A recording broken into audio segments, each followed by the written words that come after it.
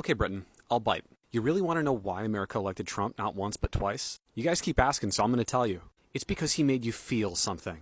Call it love, call it hate, he made you feel. And this is coming from a guy who wrote in Daffy Duck. He made the middle class feel remembered again. Because while liberal Democrats were busy canceling each other because they wore a Pocahontas costume back in '97, and Republican war hawks were busy bombing other countries trying to figure out how to make their buddies more money from defense stocks, Donald Trump was getting to work, talking to the middle class. Not because he was one, because he cracked the code on how to talk to people who felt like they were left behind. People too broke to keep up with the cost of living, but too rich where they wouldn't qualify for a government handout. And that same middle class became exhausted of trying to decode what the hell President Biden was talking about every time he gave a speech. Trump has the vernacular of a poodle.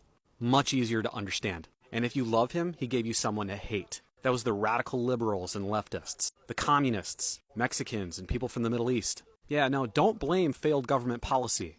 Hatred needs a face, and he gave him one. And if you hate him, well, he gave you something there too. A demagogue populist that caters to emotion. So if you hate him, you gotta love the other team. Because if you don't love the other team, then naturally you love him, right? And while Kamala Harris was busy hijacking the Democratic Party and changing accents depending on where her press conferences were, Donald Trump remained the guy you love or you hate. Forget the fact that he's convicted of 30-something felonies. Forget the fact that he's made $1.5 billion since he's been elected a second time. Forget the fact that he's actively suppressing the release of 3 million documents that the world wants to see. Forget the fact that he's destroying the judicial and legislative branch by installing a bunch of yes men. He makes you feel something, not think, because that's exhausting for a voter. He makes you feel.